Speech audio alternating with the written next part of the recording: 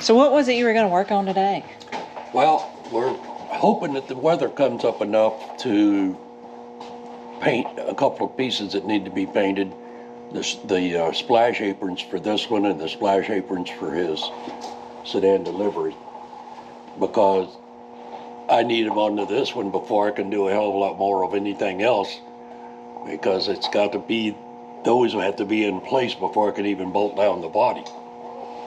So we got them over on the other side prepping,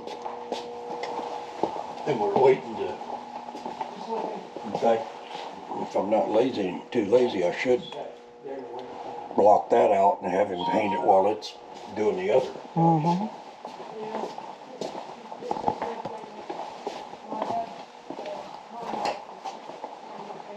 See, these are the splash aprons that have got to go under mine, the short ones. The long ones are the ones that go on the sedan delivery. But the coupe doesn't, the body's not that long, so it doesn't come back. That part back there attaches to the fenders, the rear fenders, and then this one comes up and attaches to the front fenders. So we got these all blocked out and primered, but before we could put finish coat on them, it got too cold. So, and he's still got to put etching primer on these before he can even get to this. And damn weather just won't warm up. We really need 70 degrees, but I think we get desperate, we may cheat and do it at 68. But if it isn't 70, the paint doesn't flow right, and it winds up getting like a real heavy texture, especially the primer sealer that we're going to use. Now, are you gonna spray it in here, or are you gonna open up that bay and do it out there? Spray it outside. You know, the table that's out there, we'll set them on it, roll it out into the sunshine, let them warm up a little bit, and then shoot them out there.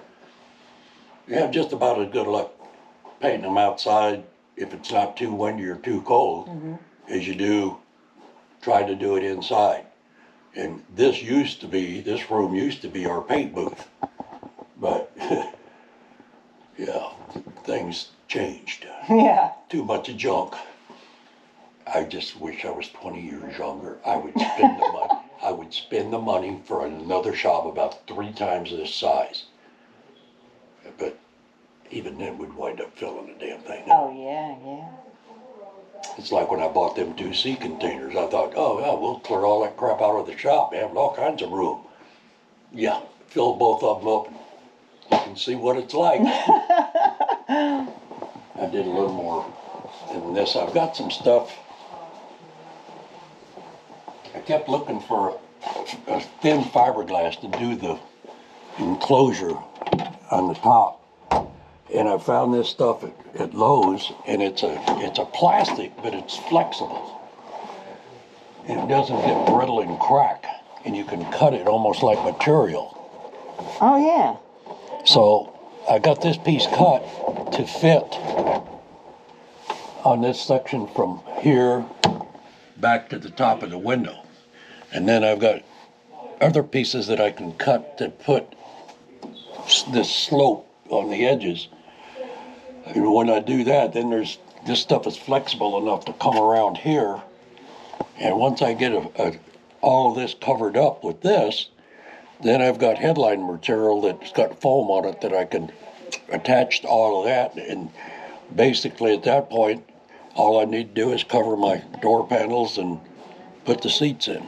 Now, when you attach that foam on the roof or the headliner, are you going to use just like a spray adhesive, or what are you going to use to mount that? Well, with this stuff, I've got some Gorilla Glue that's supposed to stick to anything and stay stuck, but I don't trust any glue anymore. So what I've got are these little tiny screws, and I want to put glue on each one of these.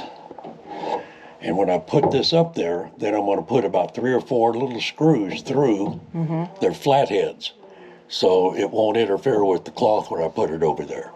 So I'm going to glue it and screw it to all these pieces, and hopefully it'll stay stuck. If not, I'll be wearing it running down the road. Now, is it going to make almost like a button tuck look to it once you screw it in, or are you screwing it in and then putting another layer of cloth? Yeah, there's a layer of cloth and foam that goes over the top of this. Right. This is just going to give it a smooth surface to adhere to, and then this is already smooth enough. I'm just going to cover it with the cloth that I was going to do the headliner. I got a whole roll of it, and then I've got some soft vinyl that's supposed to be imitation kid leather that I'm going to do the door panels and the kick panels. Now that the metal kind of wall there you've put in, that's new since we were last here, right? You I think just so. recently done that because it was open and you could see the gas tank. Yeah. So what I wanted was, originally I was going to do this type of thing all the way up to here.